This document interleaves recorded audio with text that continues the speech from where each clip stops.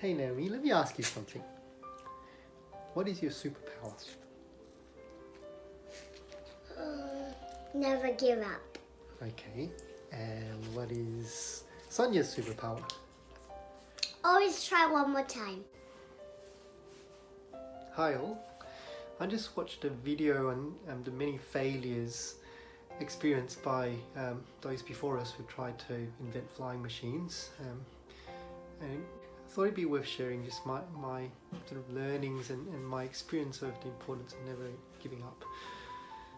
So you know by now I'm a medical director working in a sort of large hospital in Victoria.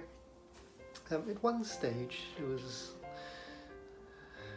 a period where whilst going through med school I really wanted to give up on medicine, and I got into network marketing, or some may call it multi-level marketing, just to actually, I guess, one, as a means of earning money as a poor medical student, but also just to learn about the business side of things and explore if there was the opportunity to quit medicine and find a lifestyle elsewhere.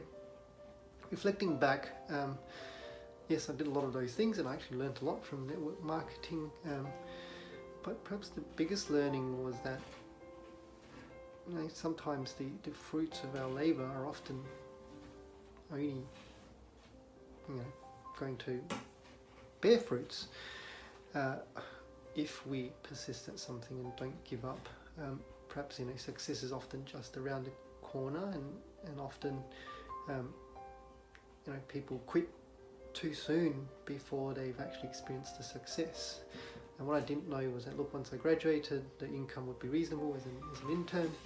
And in fact, the other period was when I sort of worked 2 or 3 years as a junior doctor, still trying to find my sort of desired specialty. And at that time it was pediatrics, and it wasn't easy to get in.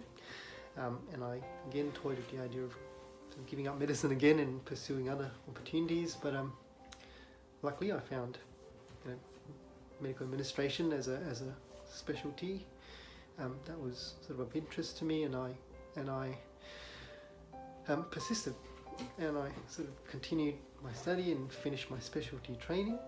And of course now the income's perhaps double, triple that I earned, or in fact much more than what I earned as an intern. And it's reasonable, and it gives me a sort of good enough lifestyle to be able to balance work and family and staying healthy, etc. And in fact pursuing other interests like being a YouTuber. The 2 points in which I was almost going to give up medicine, sort of thinking back, there were real watershed moments, and I can't imagine what it would be like if I actually decided to quit and pursue something else. Now granted, don't get me wrong, there are some colleagues of mine who've given up medicine and pursued their career of interest, and they've become really successful, or they've become very satisfied with their new career choice, and that's great, because I think quitting on something to pursue something of bigger interest is actually a good thing. But I guess what I'm talking about is when you quit because you don't like something, but you don't have an alternate. That's probably when I guess there's the most to be lost. Whereas I guess my suggestion for everyone who's listening here is if you don't like something, perhaps learn to like it, or find something else that you're really passionate about, and then pursue that and don't give up. I guess there's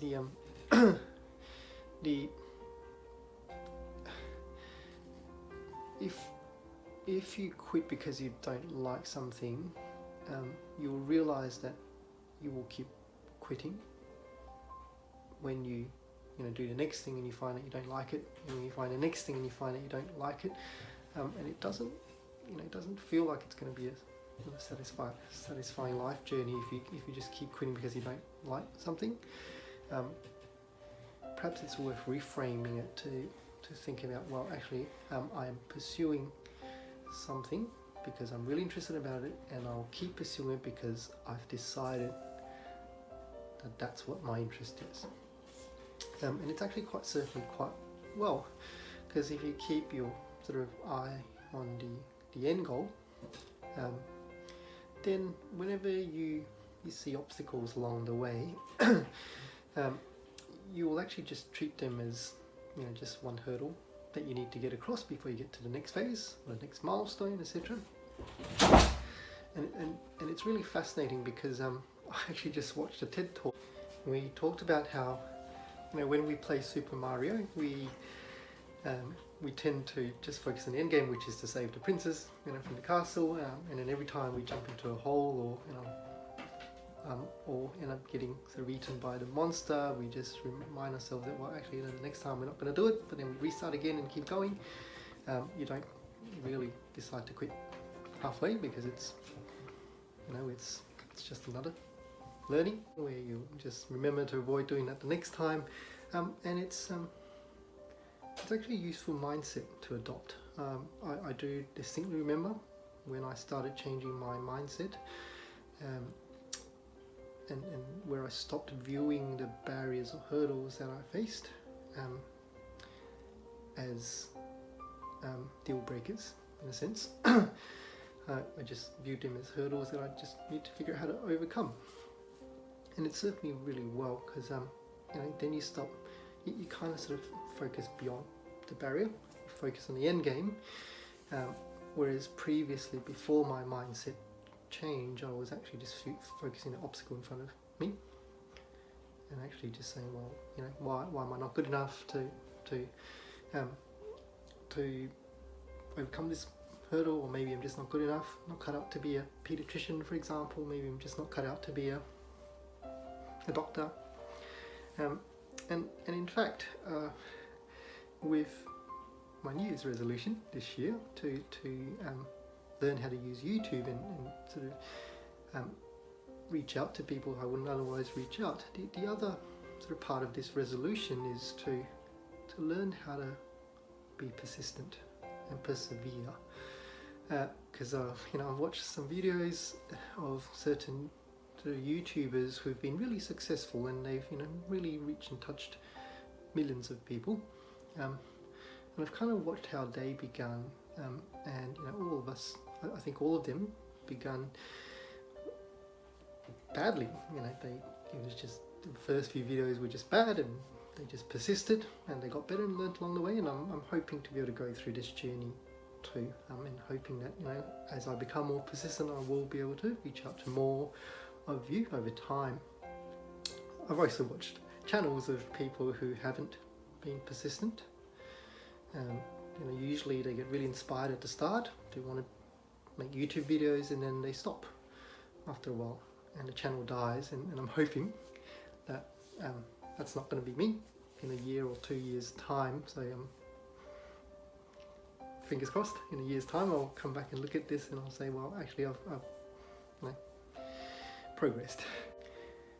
There have been times where, you know, because I haven't persisted and I've given up, that I've lost out on really good opportunities, and you know, I wouldn't say I regret not pursuing them, but I kind of view them as a learning for myself, to say, well, actually next time, if you just don't give up, maybe you could, you know, achieve the same successes. I do remember, you know, like I said, in my first 3 years of being a doctor, there were lots of good business ideas that I pursued with, you know, 1 or 2 friends and colleagues, and I kind of pursued them half-heartedly whilst doing med school, and abandoned them a short while after, but then only to find out that, you know, in a few years' time, these same ideas have now been,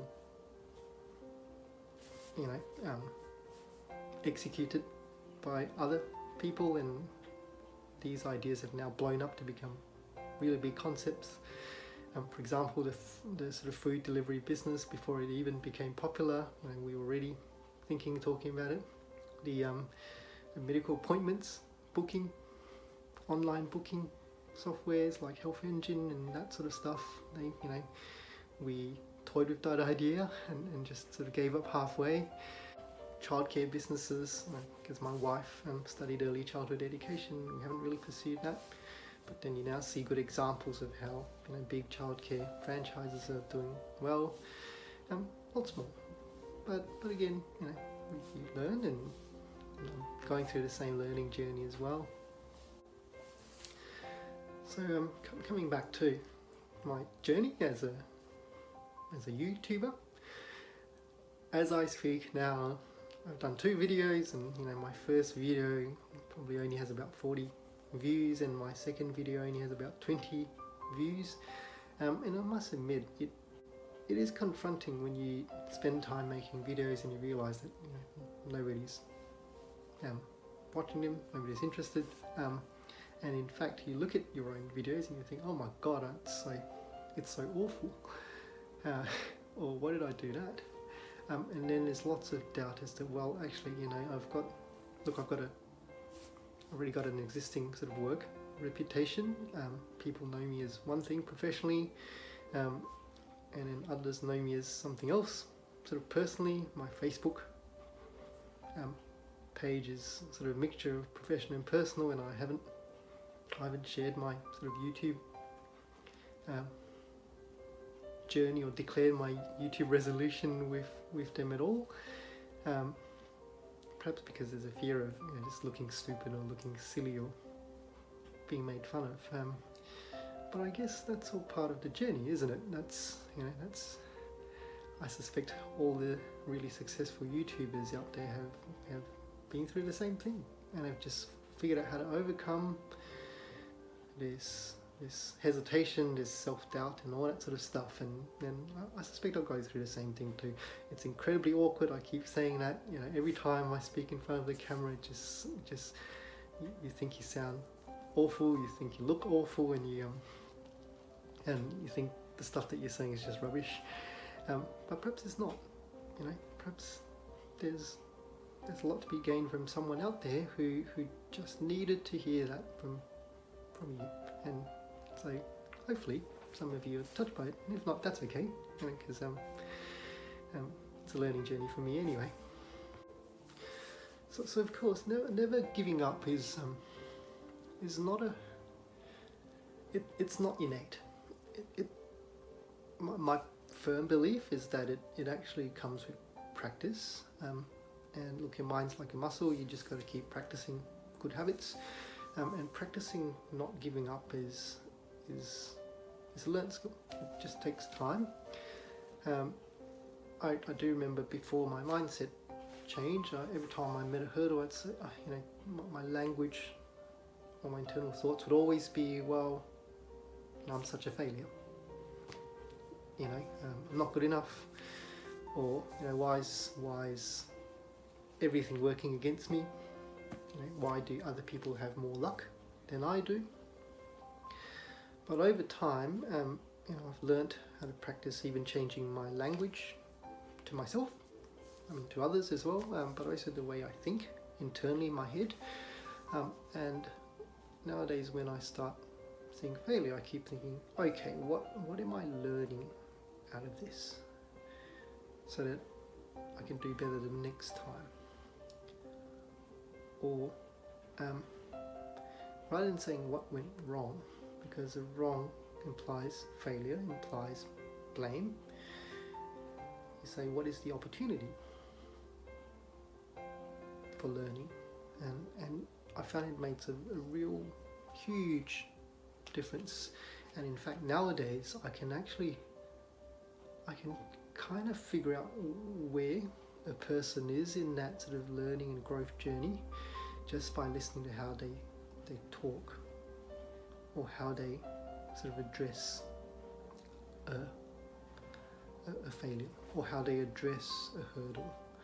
And it's fascinating. It's just fascinating, and some part of me wishes that I could sort of help everyone experience the same growth journey that I've done. And hopefully some of you listening to this will do that too. But the other part too recognises that unless someone's ready to go through that journey, then I probably shouldn't impose my views on them. So anyway, that's kind of my 10-minute reflection on never giving up. Till next time. See See you later.